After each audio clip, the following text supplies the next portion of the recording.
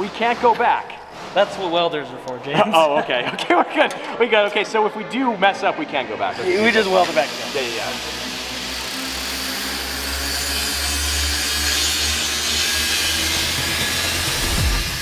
This is like a year in the making right here. We've been talking about this 6x6 build since forever. Rock was the man of the family. Mom worked 2 jobs just so we can have sandwiches. Anything good always came with some damages. I had to stick to the code like it's laminate. Ayy, wifey was down, had to stay with a reeler. That basement was cold and we ain't have a heater. My actions speak louder than words from a speaker. The street taught me things I couldn't learn from a teacher. I had to hold up 11 years old. I only go off the things that you show. My name is James. I go by TheStradman on YouTube. I started my YouTube channel July 2012, so we're working on 9 years now. I love cars, I love adventure, love hanging out with my homies, my boys. It has been the craziest journey I ever could have expected. When I first started YouTube, it was just a hobby. I didn't even know you could make money doing it. It was just a passion.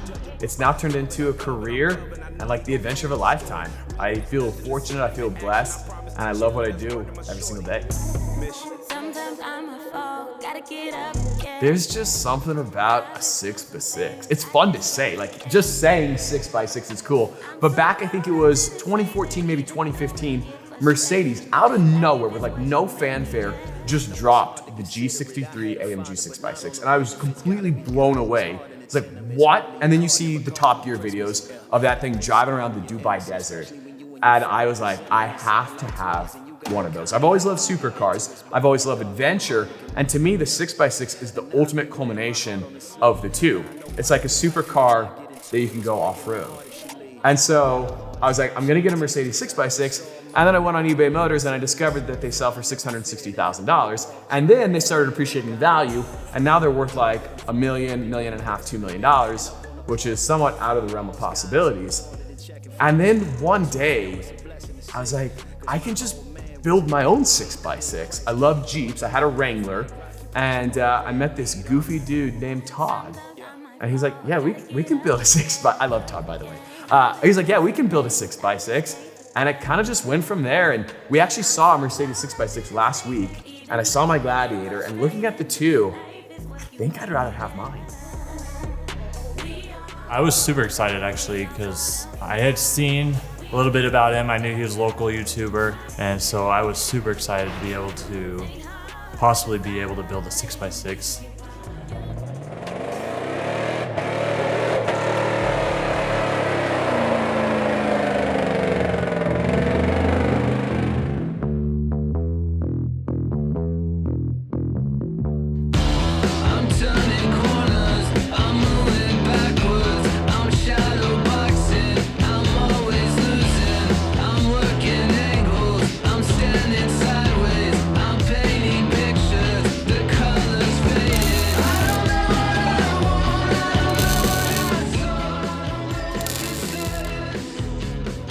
As we get a project, I start working through, okay, what do we need to do to make this happen? What is it gonna take?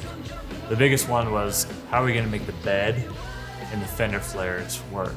To make the bed and the fender flares work and be proportionally right. That was really my biggest concern and obstacle.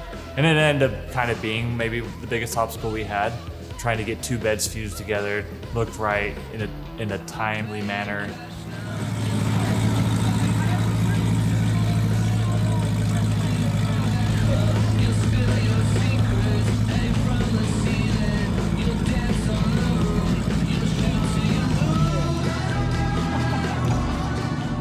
Usually manufacturers don't do stuff like that. Like they don't make 6x6s. I know there's been a lot of custom 6x6s out there, and there's a lot of the 6x6s don't look great. Like they don't look right. Whereas the Mercedes one being a factory OEM 6x6, it just has like that finished, like complete look. And so when Todd and I sat down and we were deciding we were gonna do the Jeep 6x6, the one thing I said is it has to look factory. It's gotta look right. The proportions have to look right, because a lot of 6x6s look kind of sort of goofy. It looks like there's a tumor on the back end of the truck, whereas the Mercedes one looks fit and finish. The one thing I've always tried to do with my YouTube channel is not worry about anybody else, just like do stuff that I think is cool.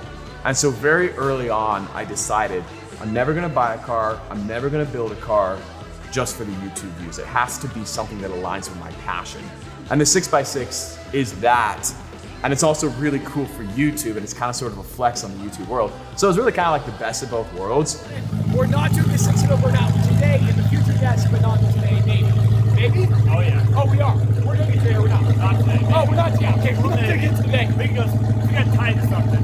Yeah, we get time to something. When I'm trying to figure out what car to buy, what car to build, I try to put myself back as a 9-year-old and think, if I was 9 years old and I had unlimited resources and I want to do the coolest project, what would I do? And here we are, 6x6. That's what you do as a 9-year-old. You do stuff that's dumb like this. So cool. Like seeing the 4 tires in the back in the rearview mirrors is so cool. Now, when I was just driving it, how many wheels were being powered? These 4. Okay. Yeah.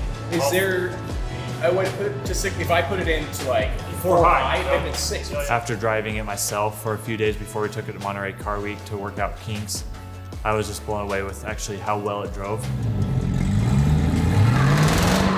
Driving the 6x6 for the first time was so much fun. We actually drove it as a 6x6 before there was a bed on it, so it obviously looked ridiculous. We just drove it up and down the street outside, and then, I don't know, a little bit, a month or 2 after that, we drove it for the first time on the road. And I was so amped, like just looking in the side mirrors and seeing those 42s, 2 of them in the side mirror, was pretty awesome. Just the overall experience driving it, I was kind of surprised. Just the presence of it, the coolness of it, but also just how well it drives. I would think it would be a great vehicle. I would daily drive a 6x6. So yeah, we're just testing out suspension travel, where we need to bump stop it, keep it out of fender flares. That's really the test right now. I don't know what it is about the 6x6. I just feel like a boss driving it. Like when I'm on I-15 here in Salt Lake City and I'm cruising at 80 miles an hour passing Kias, I know they look up at me and they're making fun of me, but I don't even care. I just feel cool driving it. I feel like I'm on top of the world. So I love driving it and I can't wait to drive it for the rest of my life. Like I will never, ever, ever sell this 6x6.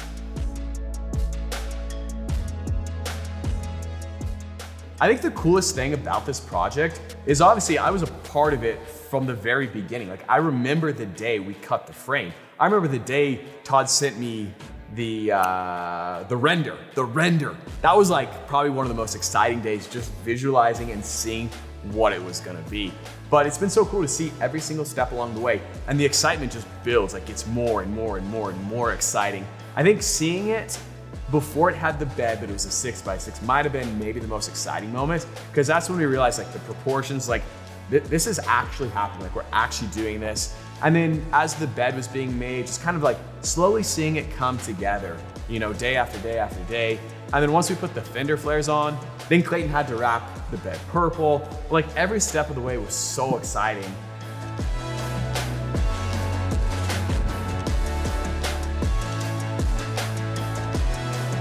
The other partners of the build really did an awesome job. I have to thank a lot of the people that went into this build, from Curry on the axles, Terraflex and Evo on the suspension steering parts, to Dirty Life on the wheels, Nitto on the tires, America's Most Wanted on the motor, Tom Woods with the drive lines, Eakins with the bed, fender flares, US Street Rods, they also helped on the bed. So there was a lot of people that went into this project to make it happen. Very satisfied with how it turned out. And honestly, it'll probably get better once we get alignment done. The truck. I am so happy with how it turned out. Like it's completely exceeded my expectations proportionately. I truly believe it's the most beautiful Jeep 6x6 in the world. Like you won't convince me otherwise. It drives amazing. Like I truly am in love with the Jeep. Taking it to Monterey Car Week, had the time of my life. I've been dailying it every single day. Like honestly, if I quit YouTube and I had to sell all the cars, I'd sell everything, keep this, maybe the Aventador Roadster, and probably daily this.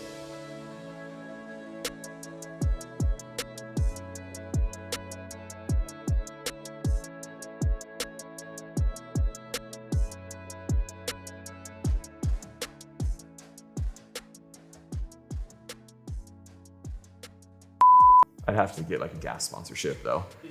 You know, it gets like 6 miles to the gallon.